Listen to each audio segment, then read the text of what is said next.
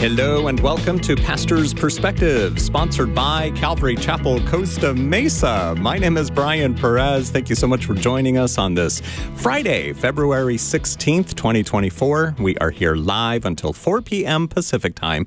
Give us a call at 888-564-6173. And if you're watching us on Facebook or YouTube, thank you for watching us on Facebook and YouTube. We've got the number there on the bottom of your screen so that you can call in with your questions until 4 p.m. Pacific time. You can also send in your questions on Facebook Messenger or on Instagram or by going to our flagship radio station's website, kwave.com. Look for the Pastor's Perspective page, fill out the form, send it in, and we just might read it here on the radio. We may not, but we might. Oh, that reminds me. Hold on. I need to get on my soapbox really quick. So one thing I don't like is when somebody will say in their message, their email or whatever, they'll say, I know you probably won't read this on the radio. It's like they're trying to manipulate to and to me, I just look at that as manipulation, and I just like right away want to, you're right, I'm not going to read it. Not because we don't want to tackle this subject, but just because I don't do manipulation. That being said, we recently did read an email that had that line in it. But again, we didn't read it on the radio because this person dared us to read it. So there, I'm off my soapbox now. So don't tell me. This is Brian's little world that he is. Yes. I want to start all emails to Brian. I double dog dare you. Yeah. I get 45 seconds at the beginning of the program to share my thoughts, and that's my thought. Maybe we need a little counseling off the air for Brian.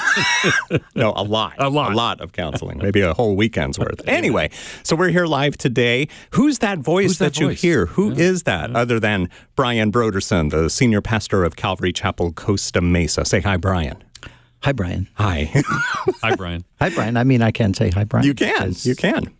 The other voice is Ed Stetzer, the dean of the Talbot School of Theology at Biola University. There you go. He is hi, Brian. joining us today.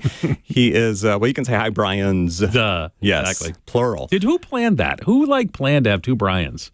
I don't know. I don't know. Your parents, probably. Yeah. All right. You know what's funny is I worked at a radio station once where there was a guy already there named Ken. And so this new guy, he was the program director. His name was Ken. He got rid of the other Ken because he said, there can't be two Kens working at a radio station. I was just like, oh, okay. And then, so here's Brian Broderson from Calvary Chapel. Thankfully, it's been 7.5 years here. Wasn't there, was it KLOS that had a Brian and Brian? Wasn't Mark and Brian. Oh, Mark and Brian. Yes. Which is nothing like Brian and Nothing Brian. like Brian. But you're Brian and Brian. I'm on the Brian and Brian show today. That's right. I'm happy to be here. We're glad to have you. Good to see you got your Bible open. Man, Yes. I love that you're ready to go. I am. Large print. I shouldn't have probably said that. Yeah, this isn't actually my Bible, Okay. but I saw that it's large. You got to go for the large That's why I print. have this. I like that. Yes.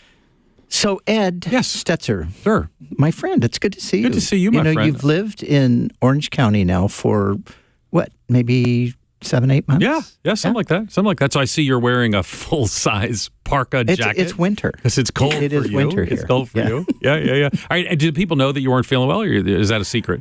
No, we've made that. Okay, right so now. you feel a little better now? Yeah, I feel a little Okay, good, because I love being around people when they're not healthy. No, I here's how I know I felt better. I did a 5-mile walk today. Yesterday, I only did 2, and I kind of was dragging afterwards, but so I'm good. Good. I'm back in action. But what I was going to say is, I almost think that up until this point, I saw you more when you lived in Chicago. Dude, we did when now that you live We down the went street. to Israel together. We've been all over the place together. But now we get to hang out now today. So this is like a win, So and here it is. I'm honored to be here. And our wives hung out too, so that was fun. And we are trying to figure out how to maybe do this at least one day a week together. I'm trying. It's complicated. Yeah. I know. I get it. Life is complicated. So, quick announcement for our local listeners. This Sunday night at 6 o'clock, we kick off our new teaching series through the New Testament in the Gospel of Luke. And this will be kind of my main teaching session. As we finish up the year, I will finish up my regular Sunday morning teaching. Oh, wow. And so this will be sort of my new place to consistently teach. Nice. So you have Sunday the New morning Testament. and Sunday nights. So Char's mainly Sunday morning. No, we both You kind of share that. Well, we're just starting Sunday night, so this is Okay, this is new. That this is was new. confusing me because so you're Yeah. starting Sunday night services. Sunday That's night. like when churches all across America are stopping Sunday night services, you are starting them. So if you are at a local church and you do not have a Sunday night service, here's your opportunity. Well, we stopped Sunday night quite a few years ago. Yeah, most churches used to have them. And then, of course, we had a midweek for years and years, which I taught that. And then I finished the Old Testament. And then we went to a sort of a classroom type of an experience on Wednesday night, which is fantastic. Sure. We've got, a dozen classes, and it's really been going well. But I want to teach, and there are people that do want to do the, through the Bible. I love you're doing verse by verse exposition through Luke. Yep. Should I mention the series that I'm starting at another church in Orange County this Wednesday? Probably should. This is Calvary Chapel, Costa Mesa. Well, you can't, if it's Wednesday, it's It is. fine. It's Wednesday. As You long don't as have it's not anything Sunday. Wednesday. I So don't we're want- I don't want starting, any- Mariners is starting our midweek. I'll be doing a 6-week series on the renewal of all things, looking at the doctrine from regeneration to renewal and more. So Wow. if they can't come Sunday night, they Yeah. can come Wednesday night to Mariners. Yeah, okay. But Calvary Chapel, Costa Mesa would be their first choice since this is the radio station of Calvary Chapel, Costa and verse by verse through Luke. Literally the gospel of the Holy Spirit. Yes. Yeah, I love it. Absolutely. And basically, this is the beginning of teaching through the New Testament. So we taught John a while back. We finished Sermon on the Mount recently. I taught Mark a few years ago. And I want to teach through the New Testament. So I thought, I always want to do this Luke to Acts thing. Yeah, sure. So that's I've never done I'm Luke super Acts as excited a series. I to mean, it's do so Luke like to so many Acts. people aren't even aware that like Luke wrote Acts. Yes. And then you walk through it, and there's so many connections between the Gospel of Luke and the Book of Acts. It's just going to be amazing. How long are you planning to go through Luke Acts? Well, I'm going to try to finish Luke this. So I go on sabbatical 2025. Oh, I didn't know that. 2025. So I'm going to try to finish Luke before then. So 2024 And I'll is have Luke. to- have to pick up Acts on it. How many chapters in Luke? It's like 24. Okay, 24. So yeah, I mean it's Yeah, I figured I've got about 32 weeks to kind of work it nice. out. So. Okay, good. That includes all the travel time that you'll be gone? or- I have 32 weeks home. Oh, okay. You already planned out 24. This is a man who plans ahead, Brian. Wow, Yeah, it's pretty nice. impressive. Yeah, I learned that from my professor, Yeah. Dr. Stetzer. Yeah, you were the king you of were the special multitasking. student in our class. You were always I got to come late. I gotta, and you weren't the last student. There was always this one guy who always knew that the class was done. I said you weren't the last student. So you know who I'm talking about. We shouldn't mention him on the radio, but he's from Oklahoma. And his initials are? I don't even remember what would his initials be. Anyway, but you were an WG. excellent student. You have a master's degree now in, I don't know what it was in. What is your master's degree in? Well, Christian leaders? I mean, tell Christian me, ministry? what was it in? I'm trying to figure that out, I don't too. remember, but you have a master's degree from Wheaton College. So It was in ministry and leadership. ministry and leadership, that's what it was, M&L. Because I now, at Talbot, we have Christian ministry and leadership, so I've already started confusing the names of the degrees. All right. Well, ours was Christian too, but it just Yes. didn't. Right, it was. It is a Christian school. Thanks for clearing that Yeah, up. exactly. Appreciate that. It's basically, kind of seminary-like Yeah. at Wheaton, and at Talbot, it's an actual seminary. So, yeah. Yeah. So tell us a little bit about what is a dean, and what is it like now to be the dean at Talbot School of Theology? Well, a dean is an academic administrator. Brian's laughing because I pulled up the Wikipedia article. It's a title employed in academic administration, such as colleges and universities, or for a person with significant authority over a specific academic unit. Okay, so basically what it means. You have that page bookmarked, right? I do, So whenever- in case people ask. So in academia, like colleges and universities, Biola is, 6,000 students. And so of those students, a substantial portion of them, the largest school at Biola is Talbot. It's confusing to people because, what do you lead? Are you at Biola or Talbot? The answer is yes. So universities have multiple schools. I lead the one called Talbot. The president's over all of them. So that's Barry Corey, and there's other people like the provost, Matt Hall. And so I'm over the Talbot School of Theology, which both has an undergrad program, which is really significant because, all the students at Biola take 30 hours. They get a Bible minor. Like someone goes through and they're studying chemistry, they get a Bible minor, or they're studying psychology, a Bible minor. So we have a great undergrad faculty who teach in that. That's why it's the Talbot School of Theology and not just Talbot Seminary. But one day you'll come to the campus, you'll see on the side of the building, it says Talbot Seminary. So why is that? Because we have a seminary, too. It's the 5th largest multi-denominational seminary in the world, about 1,500 students at the graduate level.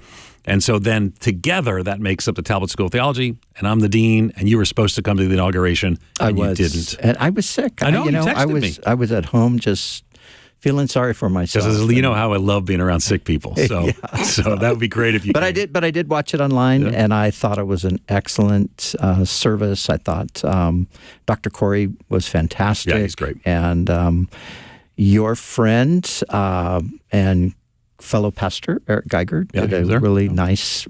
he's from Mariners. And the main speaker was, people might not know him as well as David Dockery. Yeah. But he's a mentor for like so many colleges and seminary presidents. Yeah, when I tuned in, he was the speaker, and I was trying to figure out who is this we guy? should have, like the live stream didn't have the titles underneath it because everyone inside had the program. So, but in hindsight, we should have added that. Yeah, so. But it was great. It was good.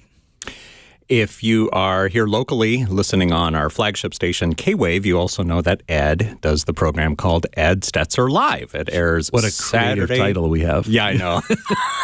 How much did you pay for that? Exactly. They actually had a team to come up with this. Yeah.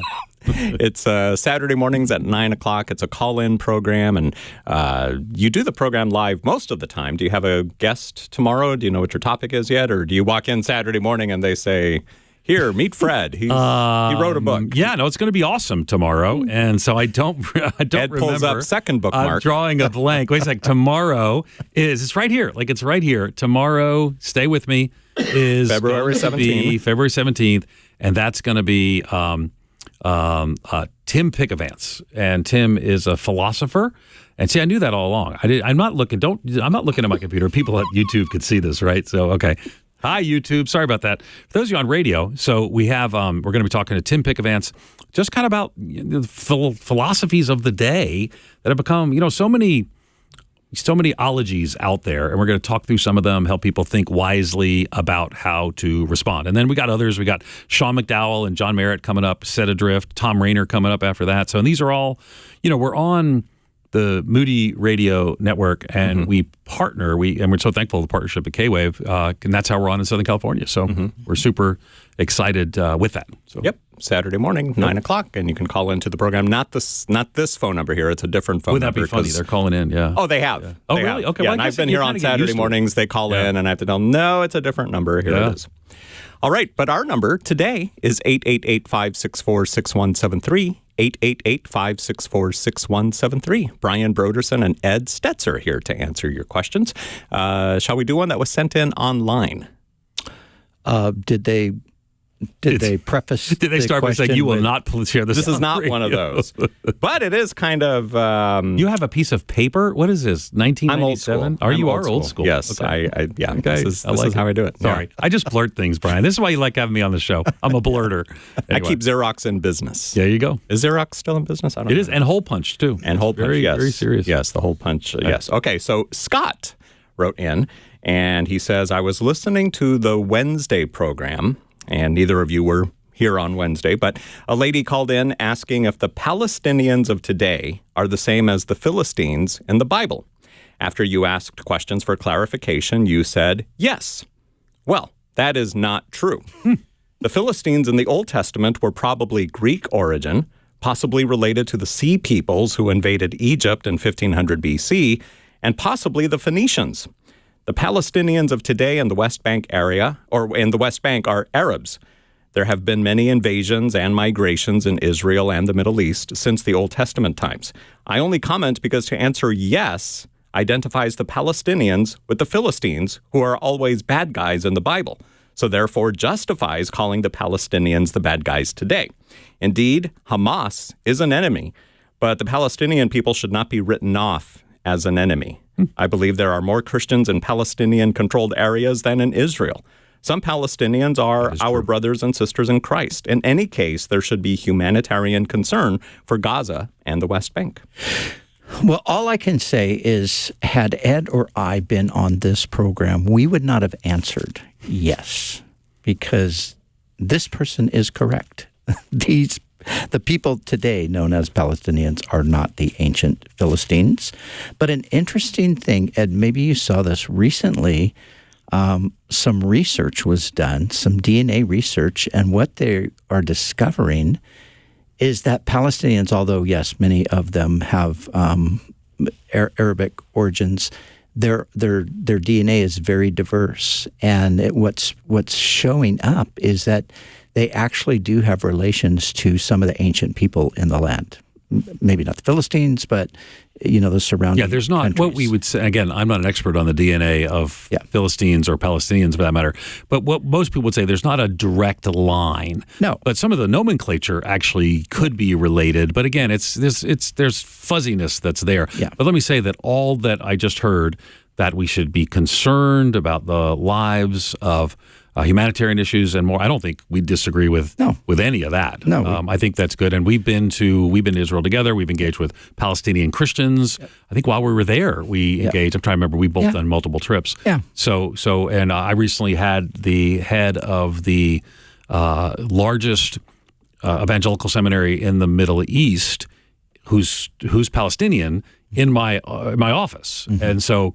They're in Jordan now. It's a Jordanian Evangelical Theological Seminary, and he's Palestinian and wonderful brother in the Lord. I'm guessing you know him. Jets is okay. So it's a well-known school, solid Bible seminary, good folks. Yeah, and of course, we have friends who are Palestinian, and we have friends who have even lost family members in this current situation in Gaza, and that's of course a tragedy. And anyone who sees it as anything less than that, I think, is not thinking clearly. But who said yes to that question? Okay. I wasn't here Wednesday either, so I have I have no idea. So I hope it's not like one of your staff members who's hearing you talk about them now. I mean, when we're out, look what happens. But just so you know, there is it's just not a directly. There are some ways that the Philistines, Philistinia, there's nomenclature. So it's not an uncommon tie for people to make, but it's not a yes. It's not just a yes. So yes, and there's always, and I think the same is true with sort of the Ishmael Arab connection. Because people will automatically say, "Oh, the Arabs are the Ishmaelites." Right. Well, I'm sure there's some DNA strands in there somewhere, but it's not a direct line from Ishmael to the Arabic nations. Right. So, yeah. And the Sea Peoples is what we were talking about. The Philistines, the Sea Peoples is kind of where the most recent scholarship would point. Yeah, that they were probably related to Greeks. Maybe Greeks, for sure. That's what I think. Yeah. Scott, thank you for sending in your question using the form on the Pastor's Perspective page of our flagship radio station's website, kwave.com. And not including the phrase, "I know you won't answer this on the air." That's the only reason why I read it this time. That's right, exactly. So I don't do manipulation. Sometimes I manipulate, but when they try it on me, no. So that is Brian's pet peeve when it comes to any written content sent to us. But his other pet peeve, which almost everybody knows. Yes, and this is why I need a weekend therapy session. If you call in and you ask this question, you can send Brian. He goes into a conniption. He's triggered. He's triggered by, "Can you hear me?" Oh, yeah. Right. How do you handle that, Ed? You do a Saturday morning program. And I'm sure you do as well, but we say to them, please don't say, "Thank you for taking my call." Right. And please don't say, "Can you hear me?" Right. But if people still say, "Thank you for taking," because I think that's polite. They want to be polite. Yeah. But we want to get right into the topic. But they still sometimes say, "Can you hear me?" And I think it's just like, I don't know, human nature. But I hear you, so don't. Can you hear me? And I think I handle it better now before I... Yeah, he did need some therapy. I did. He got a little bit ruffled. Nice. Or medication or something. I don't know. All right. Lisa calling us from Irvine, California. We can hear you. Thank you for calling today on Pastor's Don't thank us for taking your call. Yes. I will. Hello, gentlemen. Hello. How are you? Am I to give you my question? Or Yeah, go ahead. Okay, this is my question. I am a professed Christian. My parents are Christians. My father is a minister here in Irvine. And we've always had me and my parents have always had our ebbs and flows in terms of, falling out and having little spats Well, this last one we had in August resulted in my mom telling me she never wanted to speak to me again. Mm-hmm. And so I feel like I am the type of person to try to re-engage, but I feel like my hands are bound by that statement by my mom. My parents are 80, and I kind of feel like there isn't a lot of time left for them. And I just want to know, what is my biblical responsibility to this situation? Pastor Brian? Well, Lisa, I think of Paul's statement to the Romans, as much as depends on you, live peaceably with everyone. And so I think that is your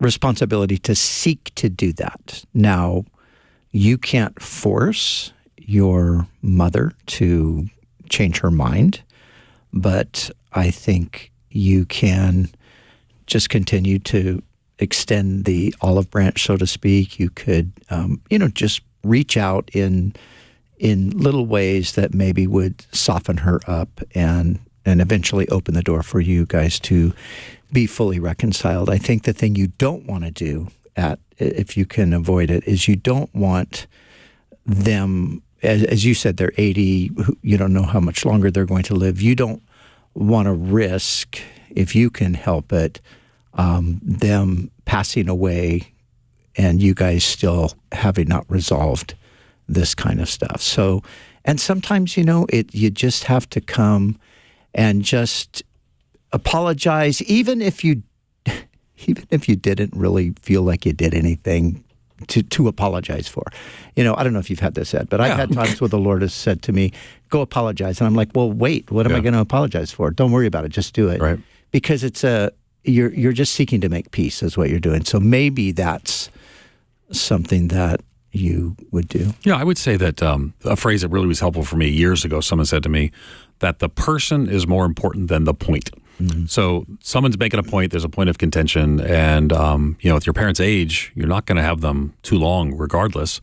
So I would try, but I would also say too, just, we don't know the complexities of why that relationship is broken. So we give general advice that for you to go the extra mile, to use the biblical, to Jesus language, for you to go the extra mile, for you to be at peace with all men, so as far as it is up to you, I think that's worth doing. And I have people in my life, and when it's family, it's harder. There are people in my life where I'm like, I've got some boundaries, et cetera, et cetera. But this doesn't sound like there's boundaries being crossed inappropriately. There's a broken relationship. So if I could do so in a healthy and safe way, I would probably try to have some relationship in the final years of my parents' life. Does this help you, Lisa? It does. Thank you, gentlemen, so much. Cheering you on, Lisa. Thank you for calling today on Pastor's Perspective. 888-564-6173 is our number. We've got Brian Broderson and Ed Stetzer here to answer your questions until 4 p.m. Pacific Time, 888-564-6173. Let's talk to Allie, who's listening in Orange County, California. Welcome to the program, Allie. Hi, thank you so much for taking my call. I listen to you guys all the time, and I'm such a big fan, and thank you so much. Thank you. Welcome. I recently went to a non-denominational church's Ash Wednesday, and how it was started, I didn't know Ash Wednesday wasn't in the Bible, and I guess I have a question about if it was started by the early church, because that's something that was said, and what is like the definition of the early church, and if that's just something that what non-denominational churches normally practice. I know it's more Catholic because I was calling around asking like, hey, are you guys doing an Ash Wednesday too? And so that's like the response that I got a lot. So I was wondering from your perspective, Pastor Brian, because I know that you have like a Catholic background too. Yeah. So did you go? Did you say you went to a service? Yes, I did. Yeah. And what did you think? Well, so I grew up going to Christian schools and a Christian background, and then I went to a Catholic high school. Okay. And it felt like that totally. There was a pamphlet and, like reading, and then it was very different than what I was used to. Mm-hmm. than Yeah. like a normal service, I say. Yeah. Yes. Yeah. So the idea behind it is, of course, as they place the ashes on your head. When I was growing up in Catholicism, I would go on Ash Wednesday and they would put the ashes on your head and they would say, "From dust you came, to dust you shall return." So it was a reminder of your mortality, basically. And of course, it's the beginning of Lent, and Lent is something that is practiced not just in Catholicism, but in liturgically based churches like, say, Anglicanism, or we call them Episcopalians here, some high Presbyterian churches. They're all going to be a bit more liturgical, so this will be part of their liturgy. When did this originate? Oh, I don't know, probably somewhere 4th, 5th century or something like that. I don't know if there's an exact date that anybody knows where it originated, but things, as church history went on, Christians would adopt various practices. There was nothing the matter with them. There's nothing the matter with doing that. But I think for people who have grown up in a sort of an evangelical environment and a non-denominational church where there has not been any emphasis in any way on any type of liturgical sort of an approach. And by liturgy, I mean, you have a very structured kind of a service where you're repeating prayers and doing things like that. Some people just, wow, this is kind of freaks people out. Here at Calvary Chapel, about a year ago, I think, we started saying together as a congregation the Lord's Prayer. Now, some people just didn't know what to do with it. People didn't know the Lord's Prayer. People didn't understand, why are we doing this? People who went to the Catholic Church thought, what, are we becoming Catholic again? No, we're just saying the Lord's Prayer together. Which is in the Bible. Kind of in the Bible. Yeah. Now, Ash Wednesday is not in the Bible, but Prayer. Oh. yeah, but I think some Christians would point back to the Old Testament, where ashes were a part of that. So I think one of the things that's happened in a lot like non-denominational churches, so like Mariners Church has an Ash Wednesday service, and so do the imposition. The word is the imposition of ashes, so I think that has become more common. I think it's one of the things it's extra biblical, but it's not unbiblical, unless you bring into it meaning that's not there. I mean, often people will say, you are but dust, and to dust you will return. So I think that it's a reminder, so when people go to Ash Wednesday service, and like I said, it is often more high church or liturgical churches, but I know Rock Harbor Church doesn't actually, I think what people do is it's a reminder of that they are mere mortals who will die and return to dust.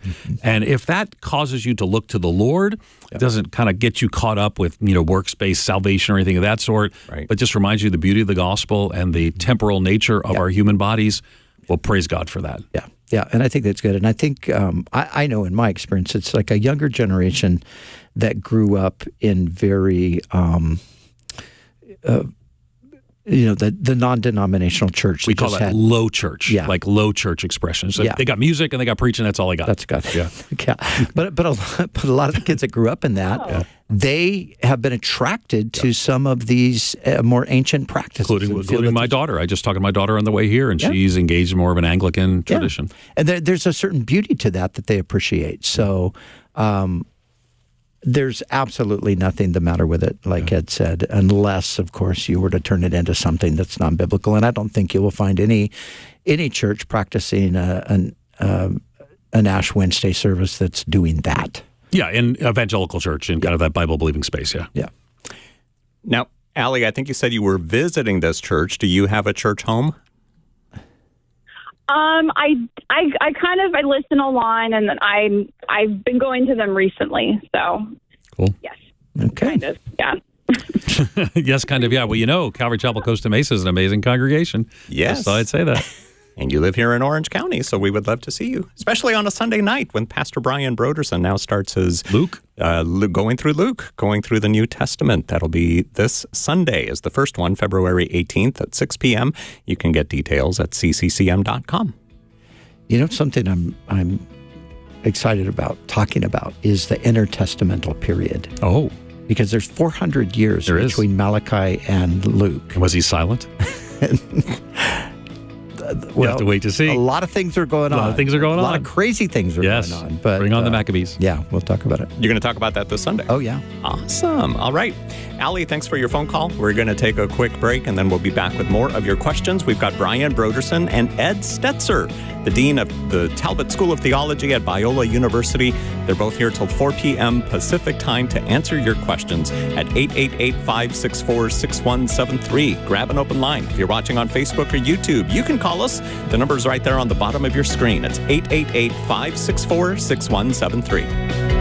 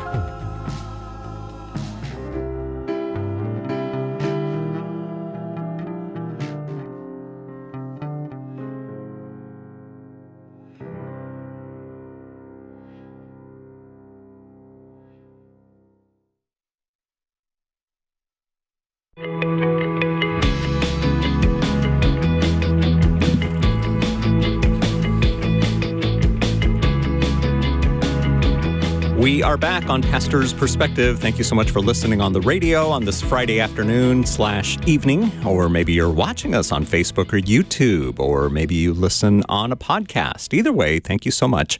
My name is Brian Perez, and answering your questions today until 4 p.m. Pacific time, we've got Brian Broderson, the senior pastor of Calvary Chapel, Costa Mesa in Southern California, and our guest, we haven't had him on in a while, and we hope to have him on a lot more this year, Ed Stetzer. I was banned after last time. You were banned. Okay, is that what it was? It was. Because of that one thing you said? I don't remember what I said, but I got banned for that. So Ed is the Dean of the Talbot School of Theology at Biola University. He's also written a book called Christians in the Age of Outrage. you had a copy. Look at you. Which is about Christians in the age of outrage. Thank you. It's So if you clear want to know titles. more about Christians in the age of outrage, you might want to check out And that that book. is one of a dozen plus books that you have written. Now, you told me a couple of years ago that you were taking a sabbatical to write books.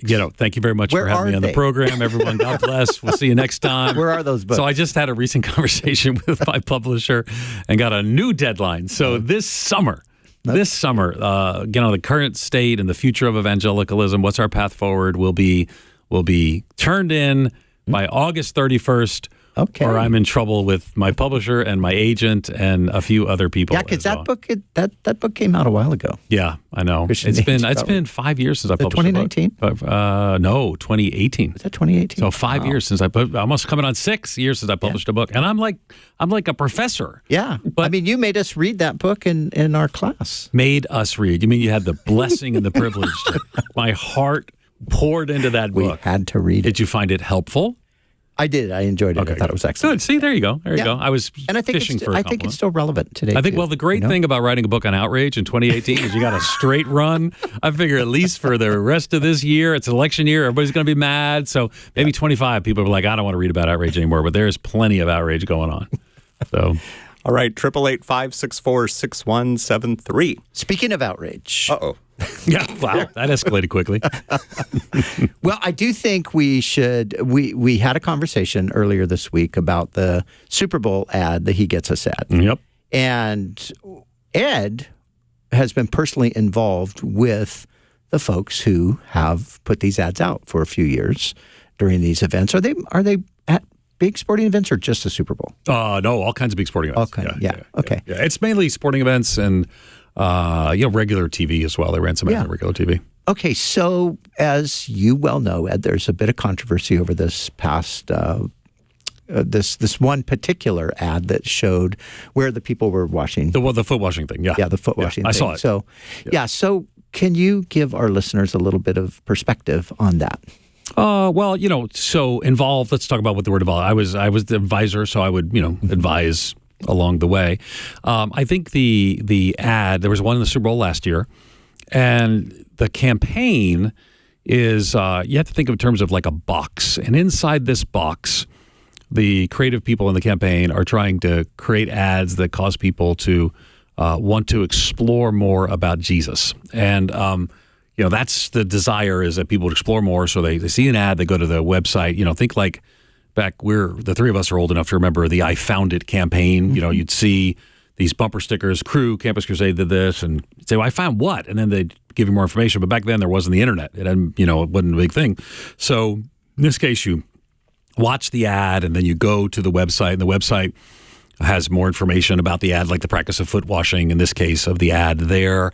And then you can go to Bible reading plans. Hundreds of thousands of people have then subscribed to the Bible reading plans. And then there you kind of explore who Jesus is and learn more about Jesus. So they're creative, they're challenging, they're conversation starters. So I know that people had different opinions about.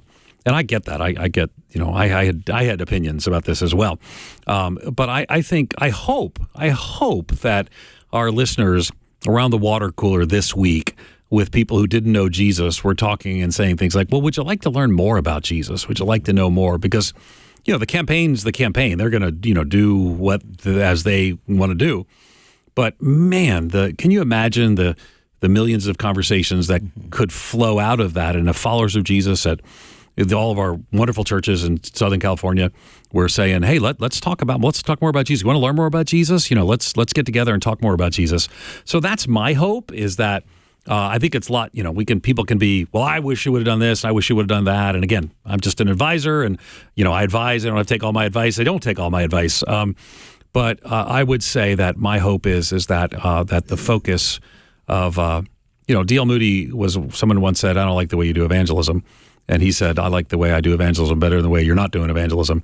So, and even I would say, too, like these ads are more conversation starters. They're not even intentionally evangelism. But let's not spend so much of our energy where I think we can talk about it, and I think that's helpful. But let's talk to our neighbors about Jesus. Yeah. Let's talk to our neighbors about Jesus. Yeah, and I think there's lots of strong opinions about a lot of those things. I mean, whether it's that or whether it's the Chosen film series, or even the Jesus Revolution movie or whatever, there's a lot of opinions about, well, why didn't they do this? And I didn't see people mad about the Jesus Revolution movie. I mean, who can be mad at Greg Laurie? He's our friend. But it is interesting, the reaction to The Chosen. It's kind of like, I was just out there at the set, and Doug Huffman, who's one of our professors, our New Testament professor at Talbot, is one of the three advisors. They have three advisors: a Messianic Jewish rabbi, Catholic priest, and Doug Huffman, who teaches at Talbot. And so we flew out there, and I did a bunch of videos at the set right before it was out, so you can actually see. I don't even know if they've gotten to the room we were in yet. It's kind of like a synagogue kind of setting. But I get that, like some Presbyterians have a strong, second commandment concern about making an image. But I guess for me, Brian Broderson, Brian Perez, I'm just of the view that, I didn't grow up in a Christian household, and Jesus saved me and he changed me. And what I want is more people to hear about the good news of the gospel, and I want more Christians talking about the good news of the gospel. So, and I would say, if you don't, if what the Chosen's doing not your thing, great, but man, maybe someone. I mean, I was sitting in a hotel room and it was on the CW, like that's a TV network, and like there's Jesus stuff on the TV, and I'm like, let's talk to people about that. That's my passion. Yeah, I agree, and I think it's an interesting time where I'm hearing more and more and more of these kinds of stories that probably you are too, Ed, but about people who are coming to faith through these really just interesting kinds of things like this, where they just suddenly even something like the He Gets Us ad, it triggers something, and it starts a process that might go on for some years even, but eventually brings them. And when they kind of trace everything back, it's like, well, I turned on the TV and I saw this thing and the people were washing feet and I thought, what is that? Yeah. And I'm hearing more and more of those And I would say that the thing that the Lord's going to use in that is that, how beautiful are the feet of those who tell good news. It's going to be friends who know the Lord, who talk to people who are on a journey. And so for me, that drives me. I led the Billy Graham Center when we were at Wheaton together. I led the Billy Graham Center there because I want to see more people articulating the good news of the gospel of Jesus Christ. And I would say that The Chosen is doesn't end with an evangelistic presentation. 30-second ads or 60-second ads don't have the time to do an evangelistic presentation. You could debate, how best to articulate that. But you know who's supposed to share the gospel? Right here. You, me, and the folks listening right here. If you're a follower of Jesus, you might say, well, I don't have the gift of evangelism. Well, here's great news for you. There's no such thing as the gift of evangelism mentioned in the Bible. I don't know if you think that, but I do. Because it's not a spiritual gift on the list. So God has given evangelists who equip God's people for works of service. So all of God's people are called to share the good news of the gospel. And I just think that there's so much out there that's, The Chosen or TV commercials or whatever. I mean, even like the Jesus Revolution, like people going into theaters, like what's going on over there? Well, let me tell you about what's going on over there. And I think people are open to hear the good news of the gospel. Let's not shrink back from it. Let's lean into it. Wasn't there a story, too, that somebody saw the title Jesus Revolution on the marquee and they thought maybe it was an anti-Jesus movie or something about... I think I heard that. I didn't. Are you making that up? Is that like the Philistines? As I go along. No, I thought I heard that. Maybe it was a dream. It's the kind of thing that could happen. I had a friend in the Bay Area, who was telling us that they was kind of very mad at evangelicals a few years ago, and so she came into this church. This woman came into this church and said, "I want to go to your church because I heard it was an evangelical free church." and I was like, "Really? This is an actual story?" So she thought there were no evangelicals because it's an evangelical free church. Well, as you know, evangelical free is a denomination. Has to do with the history of free church tradition. But I thought, you never know what the Lord does. Like, how many surprising mistakes has the Lord used? Yeah, for sure. That this is why I mean I'm all for sound doctrine, as you know. I hope that's not the end of the sentence. Yes. Precision when it comes to articulating the gospel ultimately. But I am also very aware of the fact that God can take the tiniest little grain of truth.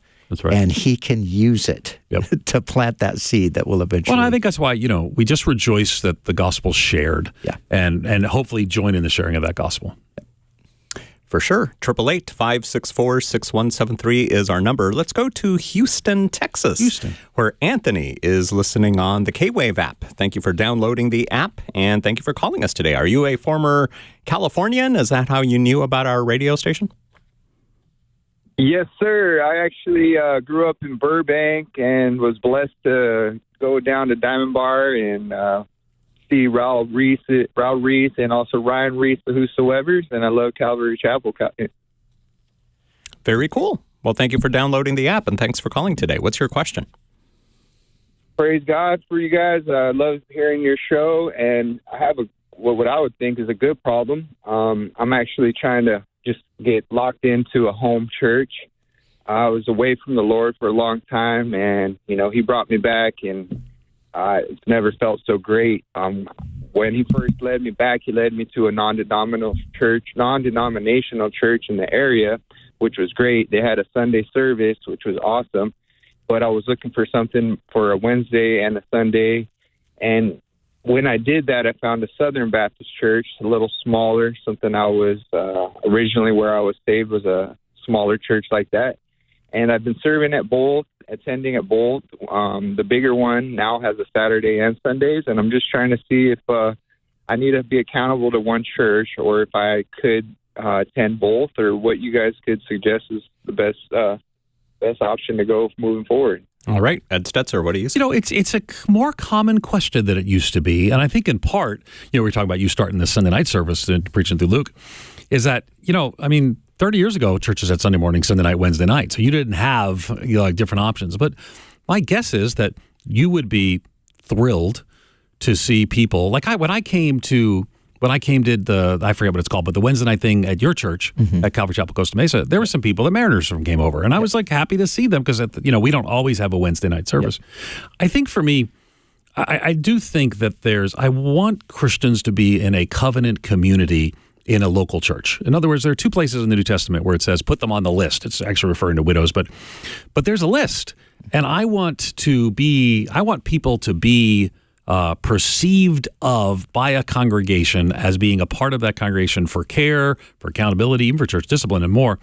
So I am intrigued because just earlier today I was talking with Matt Hall at Biola, and I was talking about why so many Southern California churches don't have membership. And we kind of talked about maybe it's a little bit of history from maybe the influence of Chuck Smith and Calvary Chapel. So, and I don't know you need like a formal membership, but I kind of the view that you should have a church that this is the church that I am committed to and is committed to me. I'm in covenant community with those folks.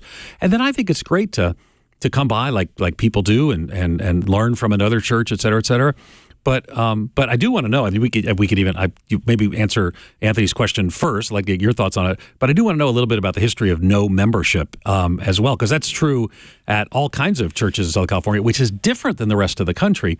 But what do you think about Anthony? And are you with me that he should be primarily rooted in one church as his church home? Yeah, I do think more and more. I do think that is important. I think that you want to be part of a community that you're really bonded with. You're growing in life together with them. You're helping when help is needed. You're being helped when you need the help. You're teaming up and serving the Lord together. So I do think the idea of just sort of, belonging to 3 or 4 different churches is not a great idea. Yeah, and belonging might be the key word. So I would belong to one church, and I'd be blessed by others. Visit occasionally to others, yes, or to go to special events, or to, Well, and I don't even I would have like your Sunday night thing. Yeah.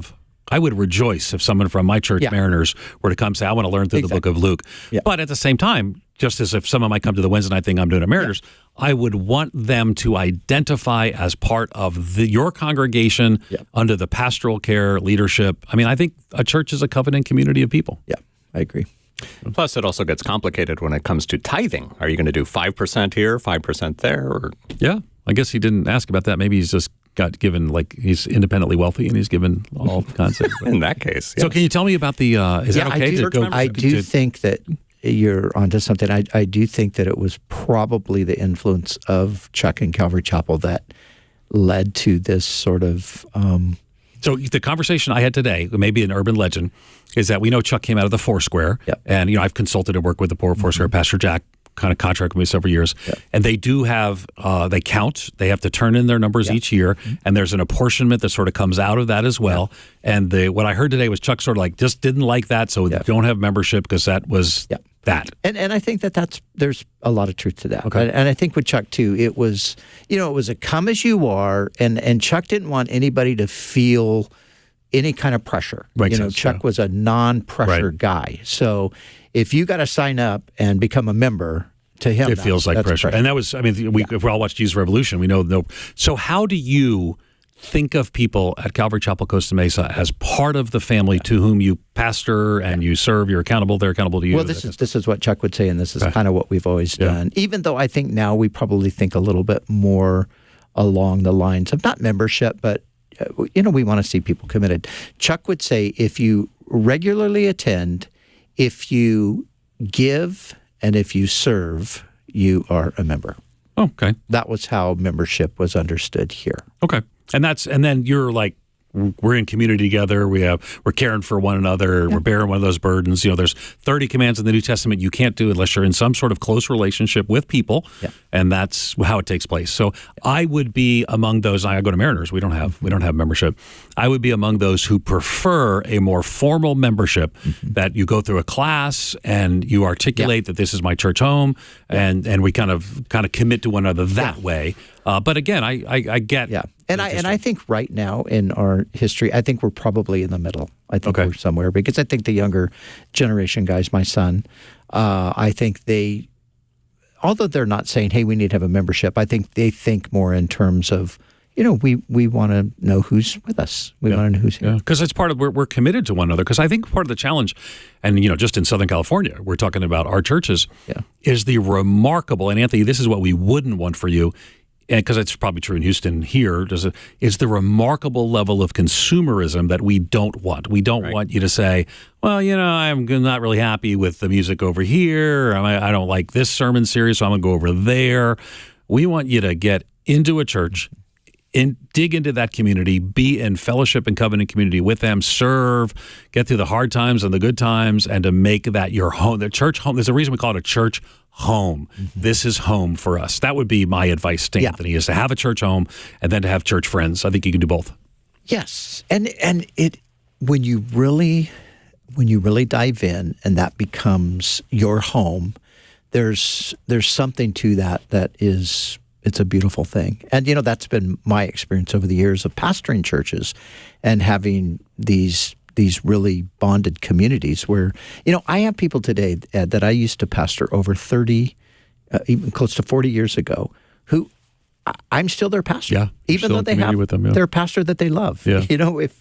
When a difficulty comes, they're like, hey, Brian, can I talk to you? Can I pray with you? Yeah. And those lifelong relationships. I do a sermon, a message on the importance of being in covenant community. And I gathered all these clips, all these movies. And in these movies, when they're about to die, they turn to one another and say, it's been an honor serving with you. The honor's been mine. And then, and you can find that. It's almost a cliche thing. So I found 10 movies like that. I'm trying to remember. X-Men was one. There's a Star Trek scene with one, and they turn to another. It's been an honor serving with you. The honor's been mine, sir. And then they're all about to die. And sometimes they make it. And I just said, I want you to have a church where you turn to somebody and say, it's been an honor serving with you, and you're going to continue together. Because I think even the world longs for that, so it ends up in movies. Yeah. But I have for me, I'm just now, we're just starting our small group at Rooted. So Rooted is something Mariners does. So we're just now getting into a small group. But Eric and I have been close friends for 15 years. And so I can turn to them, and it's an honor to serve with you. And you've got people here that you say the same. And that's what I want for Anthony, is it's an honor to serve with some folks, and then the bombs will come and we'll all die. So, okay, not that part. That's just in the movie. It's an honor to serve with you. It's an honor to serve with you, Brian. And you too. And you too, Brian. Yeah. I can show you the clip. It's kind of a fun clip. I'd love to see that. I had somebody put it all together, because I'm not much of a clip person, but it's just such a cultural longing. I love it. And yet Send me that thing. but it's a cultural longing, but we don't lean in enough to have that. And I know people I've been here lots of times to Calvary Chapel, Costa Mesa, and I see how people love you and you love them, and you're in this together, and you're just making a gospel difference. Yeah. And I want Anthony, I want all of our listeners to have that. And if you're going to be a consumer of the religious goods and services at this church not saying Anthony's doing that, but if you're going to be a consumer of the religious goods services, let's use Southern California, at your church and my church and another church, you're not going to experience that. We're in this together. Let's make a gospel difference. Anthony, thank you for your phone call today on Pastor's Perspective. 888-564-6173 is our number. Brian Broderson and Ed Stetzer here to answer your questions. Let's see how many more we can get to before the program ends. This program has been around for 20 plus years. I've been hosting the program for about 6.5 years, and I don't think we've ever had this question. Right. Monica, listening in LA on kwave.com. What's going on, Monica? Hi. My question is, a friend of my, Pharaoh. Now, I know that Pharaoh and his men were drowned in the Red Sea. My question is that what happened to Pharaoh? Do we have any idea what happened to him? And the reason I asked the question is because a friend of mine named his baby Pharaoh, and his mother that was a good name for a baby. And it's Pharaoh, not like Pharrell, the singer? You sure it's Pharaoh? Like not Pharrell. Or Pharrell, yes. Okay. Pharrell. Yes. No, this child's name is Pharaoh. Okay. Like it's spelled the exact same way in the Bible, like Pharaoh in the Bible. And was the father making some sort of a statement with that name, or does he just think it's a cool name? I think he thought it's a cool name. I want to meet this child when the child's adult. Everyone's going to go up and saying, "Let my people go." So. Okay, first of all, let's just remember that Pharaoh is a title. It's not actually a name. But it's a name in this case. Yeah, it's the name of a child. But the Pharaoh of Egypt was the king. Right. It's the title of the king. What happened to Pharaoh? Well, from everything that we can tell from Scripture, he died in rebellion to God. Remember, he had a brief minute of seeming repentance when he let the children of Israel go, but it wasn't very long after that he regretted. He is not a positive role model in the biblical narrative. So then he, of course, he dies trying once again to bring them back into captivity. So I think we can pretty much conclude that we will not be seeing Pharaoh. Probably not. In heaven. Probably not. Maybe, but I would say, probably worth noting, that doesn't mean it couldn't be a name for somebody today. It is a name for somebody today. And I think you kind of like that name. I'm not opposed to that name. I wonder if you would use that as a nickname. I don't know. I don't know that I would. Pharaoh. Listen, when I was your professor, I was your Pharaoh. No straw for the bricks. You were like, I need an extension. No straw for the bricks. That was exactly but I would say that I would not be, Monica, I would not be concerned about the spiritual person. I mean, there are all kinds of followers of Jesus who are named Muhammad in the Middle East. Yes. And so I would say that the name does not necessarily preclude a picture of the destiny of an individual. And the name sounds like it's already set. It's a clever name. I've never heard someone named Pharaoh before, but I bet they're going to let my people go. Yeah, and this boy is going to get a lot of attention. He is. What about Judas? I would pass on that. Well, Judah. But, hey, Jude. Judas is just a form of Judah. Right. So it means praise. Yeah. So, That's all I got. Well, good, because that's all the time we've got. Hey, Music's going to start any second now. Monica, thanks for your phone call. Everybody else that we couldn't get to today, really, really sorry. We will be here next week on Tuesday. We will not be live on Monday because of the President's Day holiday, but we will be here on Tuesday. So if you're listening or watching right now on Friday, remember, tomorrow, Saturday, Ed Stetzer Live, 9 a.m. Pacific time on K-Wave or kwave.com or the K-Wave app. And then Sunday at Calvary Chapel, Costa Mesa in the evening at 6 o'clock, Pastor Brian Broderson begins his study through the New Testament. Excited. If your church does not have a Sunday night service, come on out to Calvary Costa Mesa. Starts at 6 o'clock. More details at cccm.com. And then Monday, enjoy the program that we recorded yesterday. It'll be a brand new episode. You haven't heard it before, unless you were watching on Facebook or YouTube yesterday when we recorded it. And then we'll be back live on Tuesday to answer your questions. God bless you guys. Thanks for listening. For Brian Broderson and our guest, Ed Stetzer, I'm Brian Perez. And Pastor's Perspective was sponsored by Calvary Chapel, Costa Mesa.